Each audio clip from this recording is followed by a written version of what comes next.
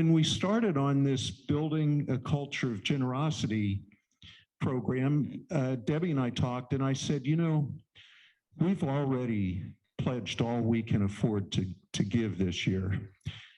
And because, you know, we're still kind of trying to figure out expenses in retirement and that sort of thing. And she reluctantly went along with me.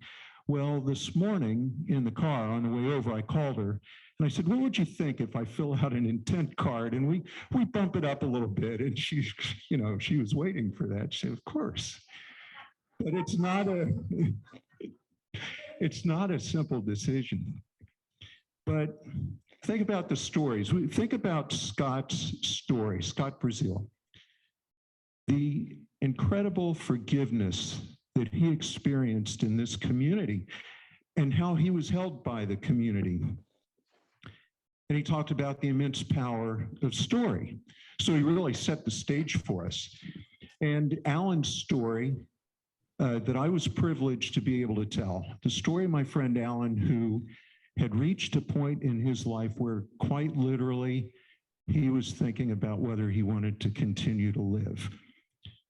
And he came here and he was introduced to Levin community and he met people, he became engaged in causes, issues, things that were important to him, and he turned around, he had a happy, fulfilling life. Katie told us about the immense challenges that she's faced physically and emotionally over the last several years. And her experience could be, she said, could be reflected in the phrase, my community has me. And she still uses that phrase, my community has me. Arvella, and you remember Titus. Well, Arvella and Titus who, you know, came here for many years because Arvella brought him.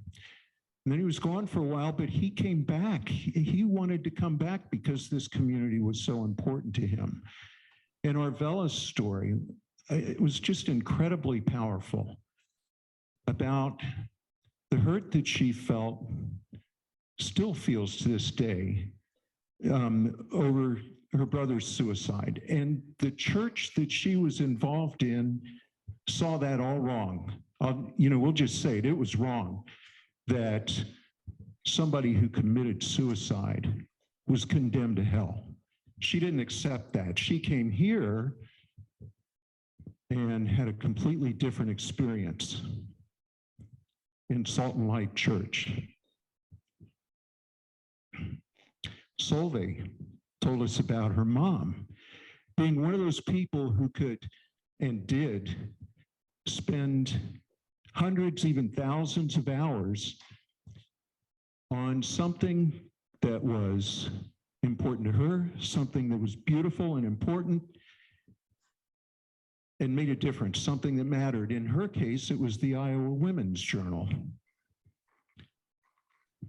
And Solveig helped us remember that Levin is a beautiful, meaningful vision of community that matters. And then Eric's story, he talked about, Eric Conklin talked about the organizing cycle. And I'm going to quote from Eric here. He said, my story started to become connected with other people's stories. It changed my heart. It changed how I see people. It changed how I saw the collective we of Levin. Changed how I saw how Levin interacts in the world. It gave me beautiful examples of how, even in the midst of cynicism and doubt, we can come together and do something amazing. He said, I wonder what heart seed is ready to crack open again with this group of folks. And so I invite you to reflect on that.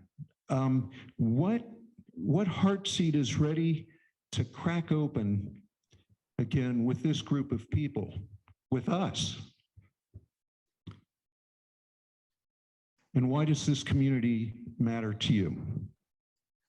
So I'm going to ask Chris to hand out intent cards, and we'll have a few minutes for reflection and thinking, praying.